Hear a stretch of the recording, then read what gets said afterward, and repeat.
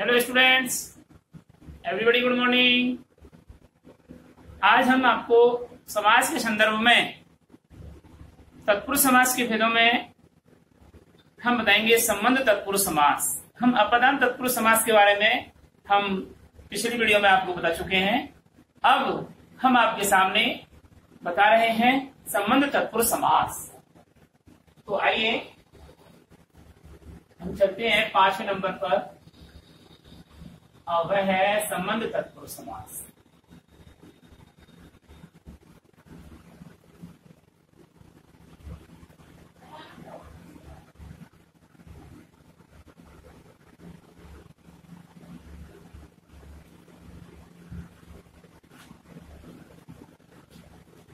संबंध तत्पुरुष समास।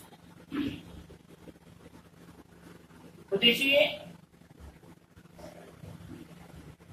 वह तत्पुरुष समास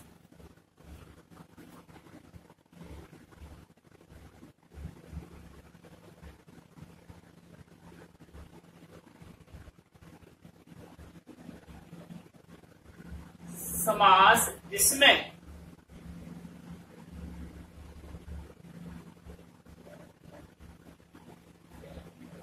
संबंध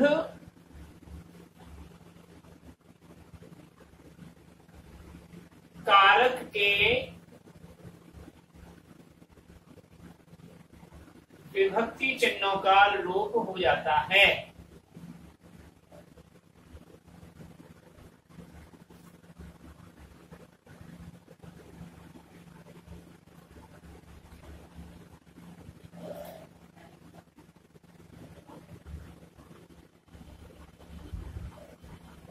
तथा समास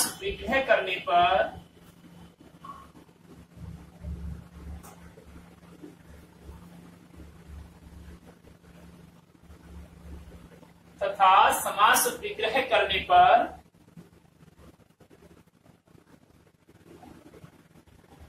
गुरु पद के साथ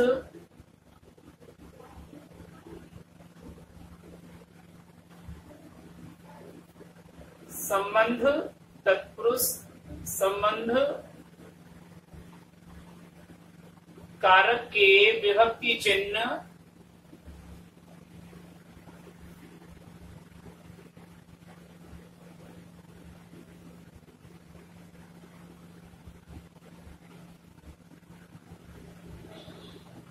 का, के, की, ला, दे, री,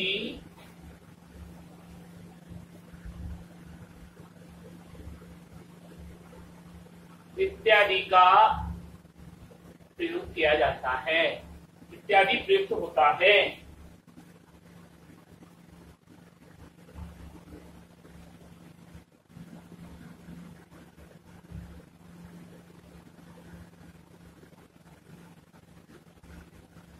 ठीक है, इत्यादि प्रयुक्त होता है, उसे संबंध तत्पुरुष समास कहते हैं।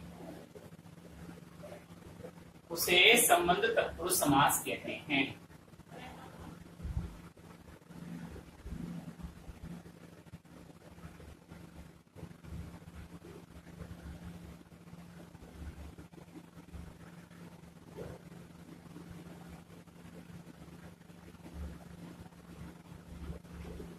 वह सत्पुरुष समास जिसमें संबंध कारक के विभक्ति चिन्हों का लोप होता है तथा समास विग्रह करने पर पूर्व पद के साथ संबंध कारक के विभक्ति चिन्ह का के, की, ला, दे, री इत्यादि प्रयुक्त होते हैं, उसे तत्पुरुष समास संबंध तत्पुरुष समास कहते हैं।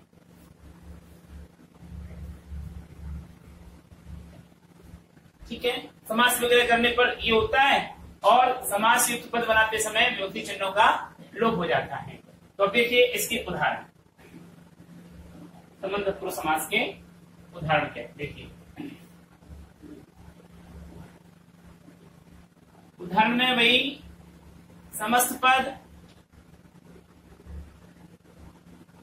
और समास विग्रह है।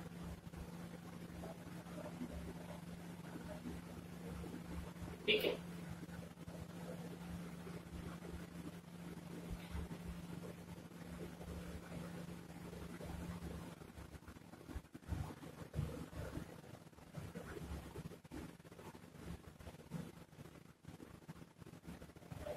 समास विग्रह है, जैसे गौदान,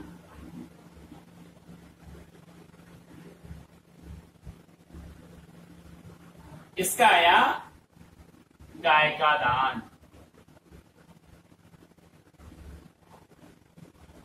संबंध कारक का विभक्ति चिन्ह का यहां पर प्रयोग किया, जैसे गंगा पुत्र,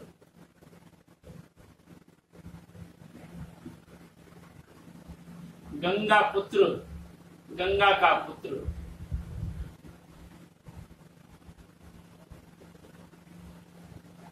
जैसे गंगा जल,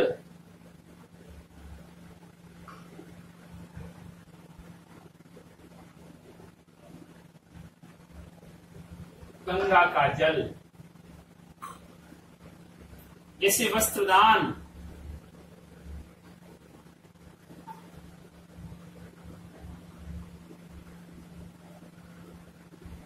वस्त्र का दान। अब इसको आप बहुवचन में भी सकते हैं, वस्त्रों का दान, गायों का दान, तो ये ऐसे भी कर सकते हैं आप। जैसे कन्यादान,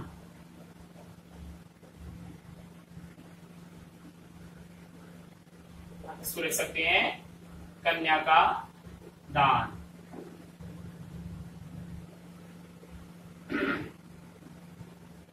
वस्त्रदान, कन्यादान। जैसे छठा है भूदान,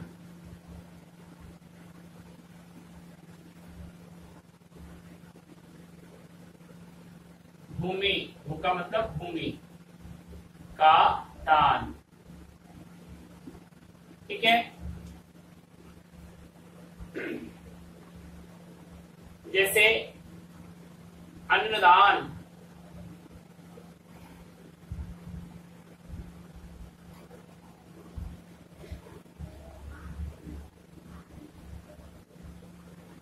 अन्न का दान।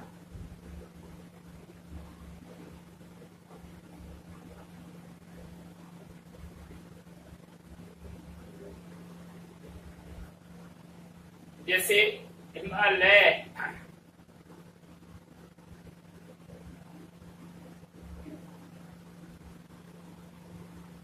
हिम का आलय। जैसे अन्नदान हो गया ना, अन्नदान, अन्न का दान। राजमाता,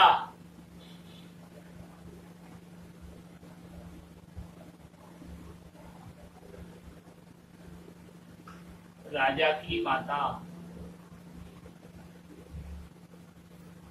राजपुत्र,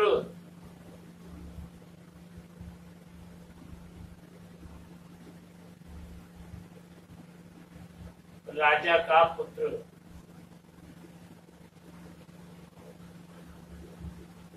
और इधर राजपूत,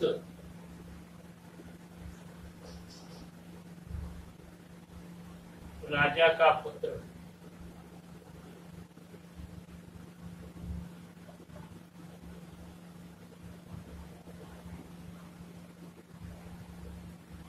राजकन्या,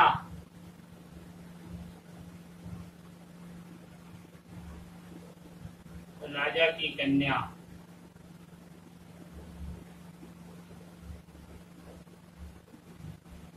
और देशवासी,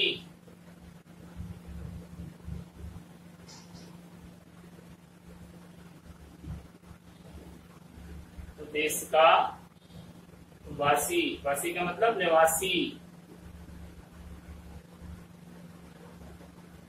देश का वासी, देश का निवासी। पर देखिए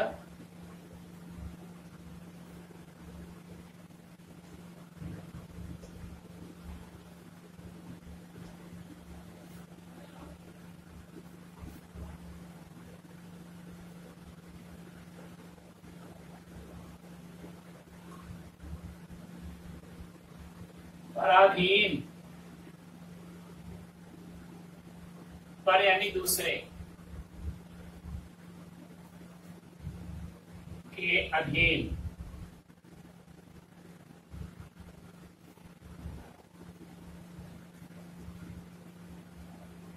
नगरवासी।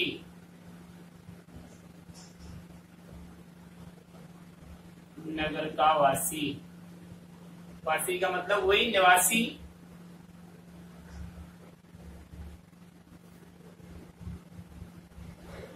नगर सेठ। नगर का सेठ।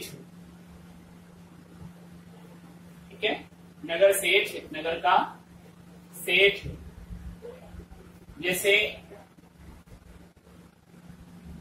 उल्कापात।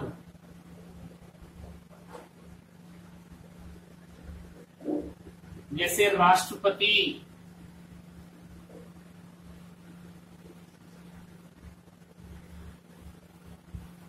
राष्ट्रपति। जैसे राष्ट्रभक्त।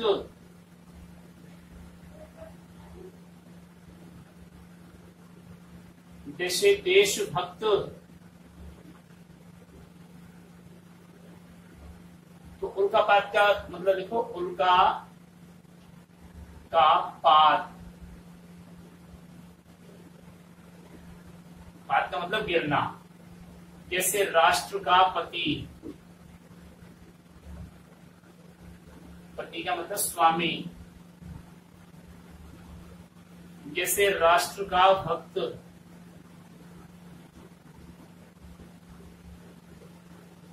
जैसे देश का भक्त।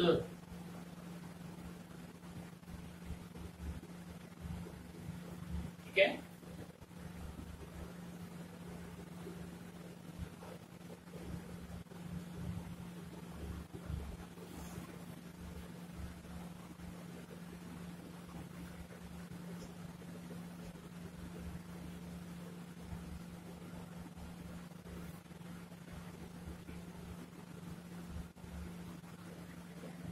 रामचरित। सेना अध्यक्ष। सभापति। रामचरित देखिए, राम का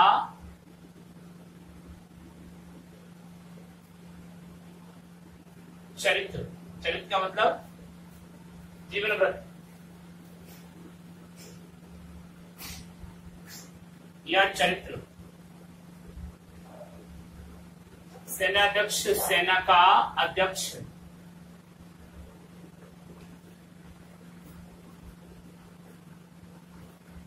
सभापति का, सभा का पति। तो यहां का विभक्ति चिन्ह आदि मिल रहे हैं।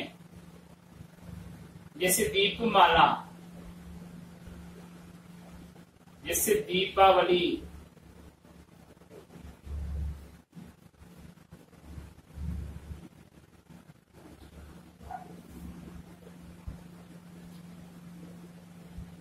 दीपों की माला।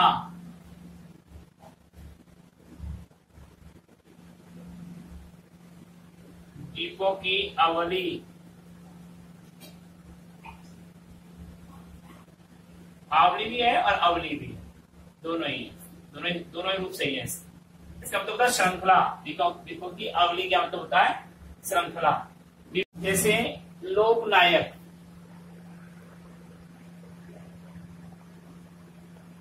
लोकनायक इसका बनेगा लोक का नायक। जैसे ऋषि कन्या।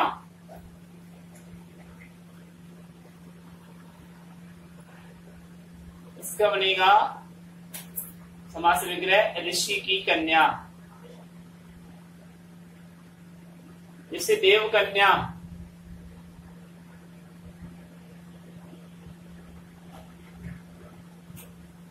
देव या देवों की, तो बहुवचन ले लो या एक वचन है, दोनों ही सही है।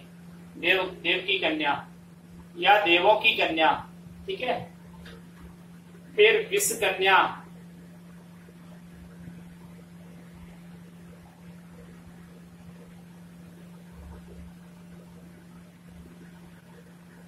विष की कन्या।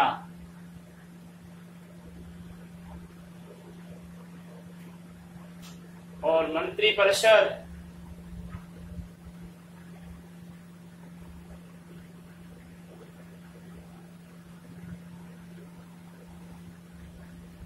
मंत्रियों की परिषद, परिषद यानी सभा, ठीक है। और प्रेम सागर,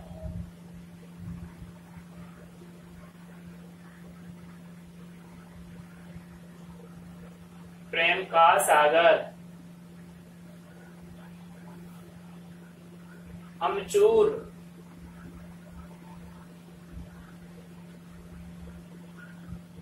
आम का चूर, चूर यानी चूर्ण। तो ये इस प्रकार से तत्पुरुष समास, ये संबंध तत्पुरुष समास समाप्त होता है। अब आता है हमारा अधिकरण तत्पुरुष समास।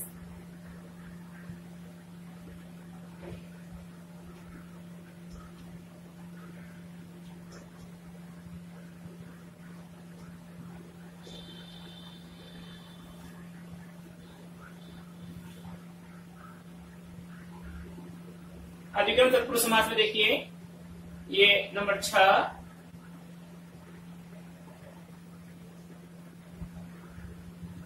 अधिकरण तत्पुरुष समास। अधिकरण तत्पुरुष समास क्या होता है? वह समास, वह तत्पुरुष समास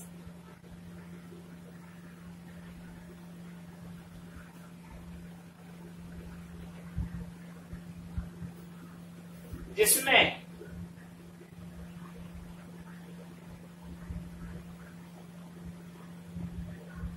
अधिकरण कारक के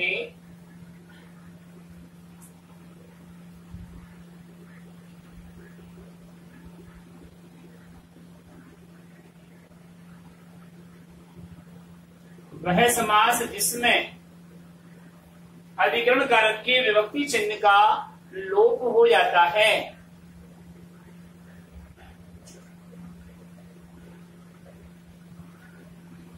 तथा समास विग्रह करते समय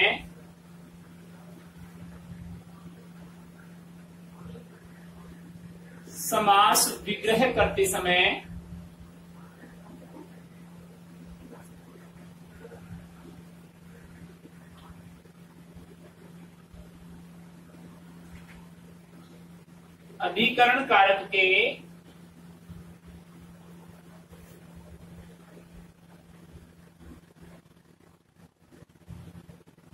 विभक्ति चिन्ह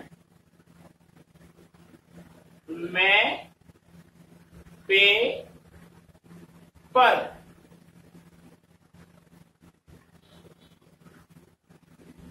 प्रयुक्त होता है।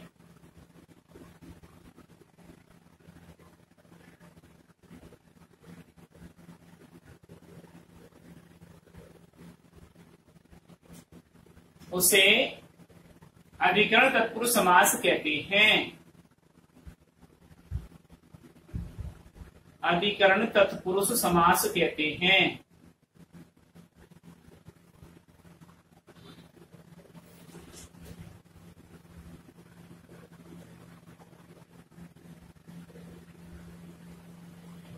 अब देखिए, इसके उदाहरण उसी प्रकार से हैं। उदाहरण में आइए आप, वही समस्त पद,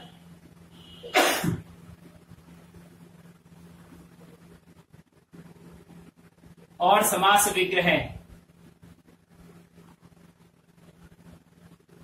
ठीक है जी। तो समस्त पद में देखिए, वनवास, इसका समास विग्रह बनेगा वन में वास, या में जो अधिकरण कारक का तत्पुरुष समास है इसका प्रयोग किया गया है। जैसे स्नेह मग्न, स्नेह मग्न, स्नेह में मग्न। अब स्नेह से मग्न नहीं, स्नेह में मग्न। नेक्स्ट, जैसे जीव दया,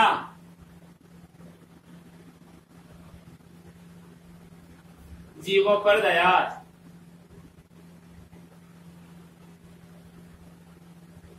जीवों पर दया। जैसे ध्यान मग्न,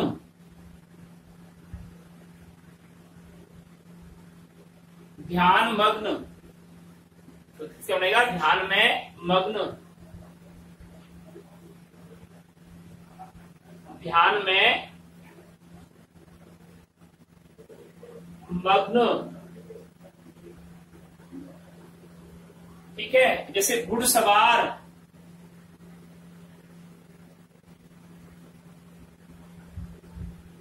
घुड़सवार से बनेगा घोड़े पर सवार।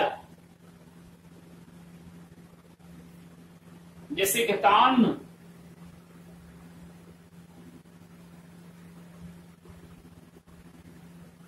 घतान, इसका बनेगा घी में पका अन्न, घी में पका अन्न। जैसे कवि पुंगम, कवि पुंगम,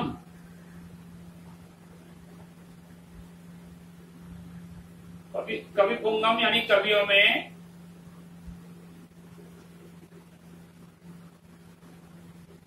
पुंगम, पुंगम का मतलब होता है श्रेष्ठ। ठीक है। अगला इधर आइए, आप बीती, आप बीती, इसका बनेगा आप पर बीती।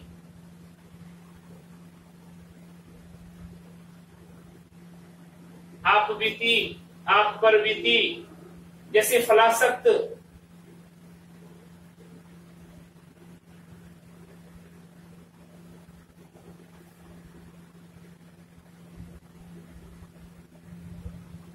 फलों पर आसक्त।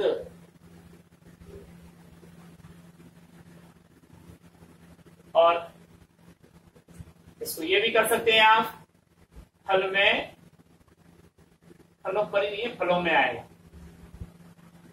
आसक्त। डिब्बाबंद,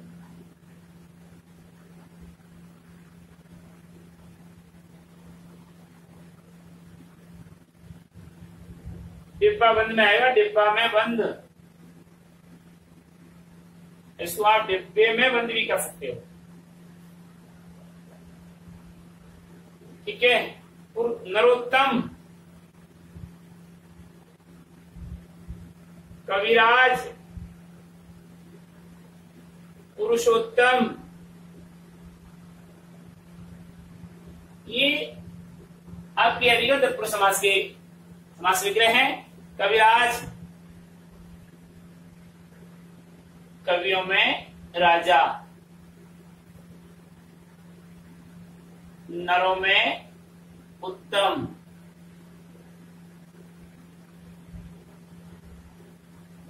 पुरुषों में उत्तम।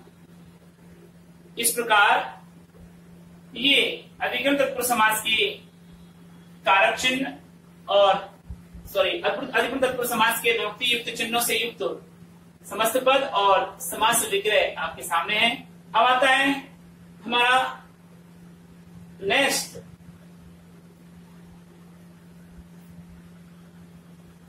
तत्पुरुष समास का अन्य भेद।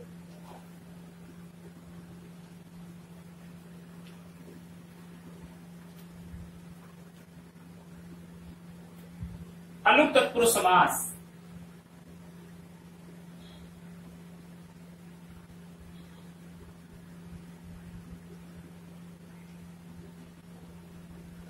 अलुक तत्पुरुष समास,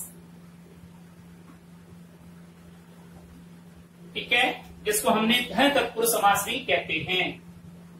धय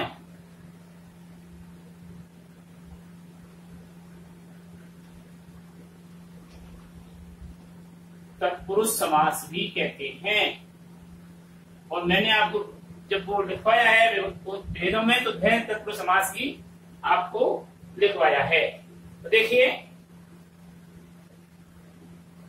जिस तत्पुरुष समास के पूर्व पद में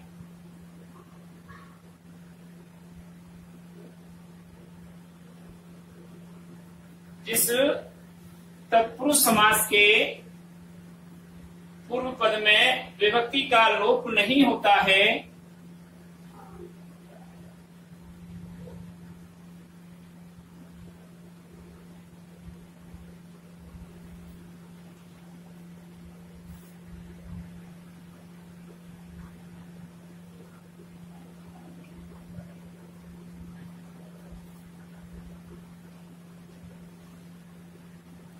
जिस तत्पुरुष समास के पूर्व पद में विभक्ति का लोप नहीं होता है, उसे अलुक तत्पुरुष समास कहते हैं।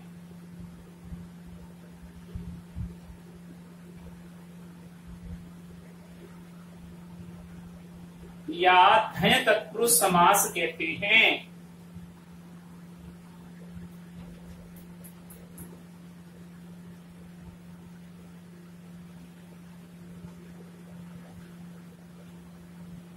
समास पद बनाते समय सब में क्या हुआ था? विभक्ति का लोप हो जाता था। जैसे वनवास, अब इसे वन में मैं विभक्ति चिन्ह लगा हुआ है, इसका लोप हो गया यहाँ पर, लेकिन इसमें नहीं होता। इसमें साफ साफ ऐसे ही दिखाई देता है। जैसे देखिए, दो चार उदाहरण देखिए इसकी, ज्यादा तो नहीं है लेकिन हमारा है, तो देखिए ये संस्कृत के हैं दोनों। संस्कृत में चलते हैं धय और नय। धय का मतलब अलुक, नय का मतलब नय तत्पुरुष, जिसमें नय का नकारात्मक भाव उत्पन्न होता है, तो ये है। तो देखिए, जैसे मृत्युंजय,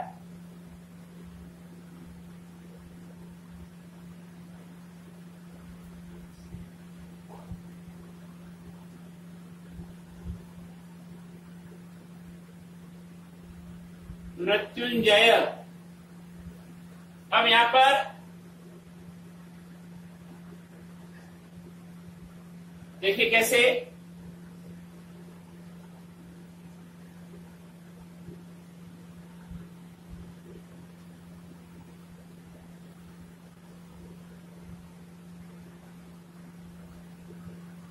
विजय, मृत्युंजय अर्थात मृत्यु को जीत लेने वाला, विजय प्राप्त करने वाला।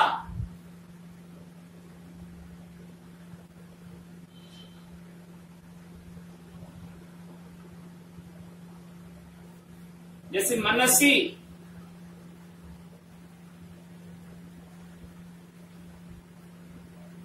मनसिच, मनसी, तो इसका बनेगा मनसी, यानी मन में।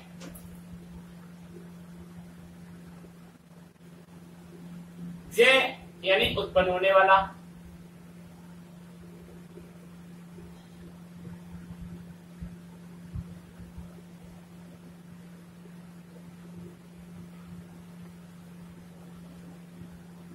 अब इसमें क्या बनेगा? मृत्यु जय। ठीक है, तो मृत्यु का मतलब मृत्यु पर जय यानी विजय प्राप्त करने वाला, इसका समास वगैरह ये होगा। ठीक है, या लिख लो, इसको आगे यहां ऐसा कर दो, मृत्यु जय।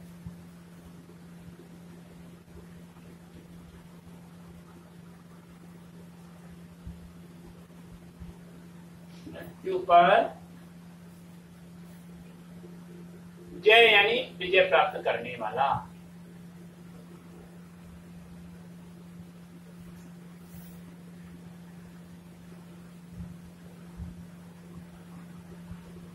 तो क्या हो गया? मृत्यु पर विजय प्राप्त करने वाला, मृत्युजय।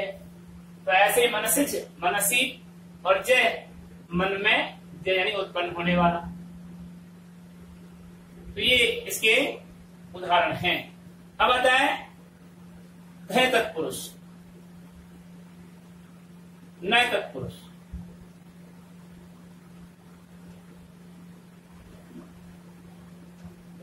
नय तत्पुरुष समास में देखिए,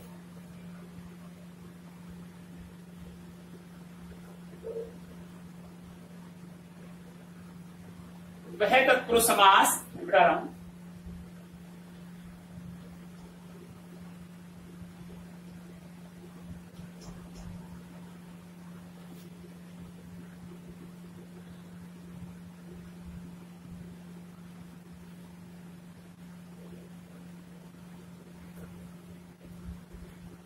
वह तत्पुरुष समास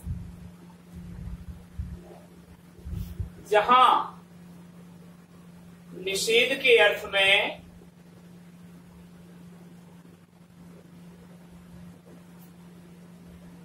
वह तत्पुरुष समास जहां निषेध के अर्थ में ने के स्थान पर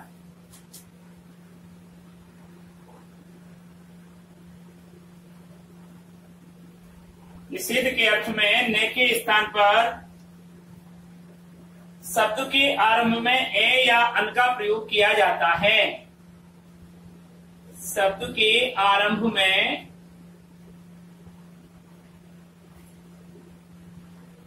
ए या अन का प्रयोग किया जाता है।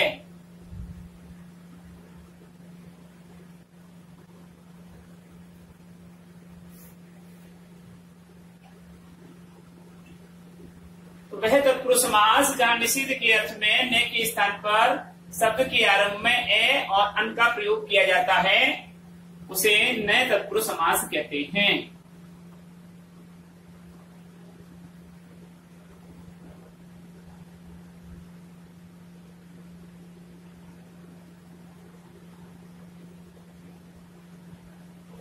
इसके ये भी संस्कृत का ही समास है। इसके उदाहरण देखिए, न उत्तीर्ण,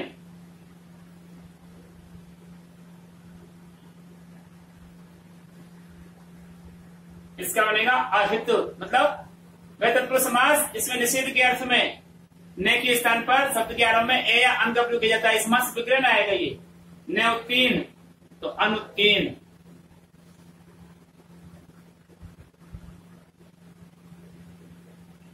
इसका क्या बनेगा अनुत्तीर्ण, ये बनेगा। ठीक है, जैसे न भाव, इसका बनेगा अभाव, आ जाएगा इसका। जैसे न आचार, इसका बनेगा अनाचार। हाँ, आप इसको अगर ऐसा भी करना चाहते हो तो ऐसा भी कर सकते हो, सरलरेखा बना सकते हो इसका पूरा, तो अनाचार। ठीक है, तो इस प्रकार से ये हमारे तत्पुरुष समास के 8 भेद पूरे हुए। अब आता है हमारा, ये तो हुआ यदिकरण तत्पुरुष समास। अब आता है समानाधिकरण तत्पुरुष समास, और समानाधिकरण तत्पुरुष समास में कर्मधारय और द्विगु समास के बारे में आपसे अगले वीडियो में पढ़ाएंगे। इसमें आप गृह कार्य के लिए लिख लीजिए, गृह कार्य क्वेश्चन नंबर 1, तत्पुरुष समास की परिभाषा देते हुए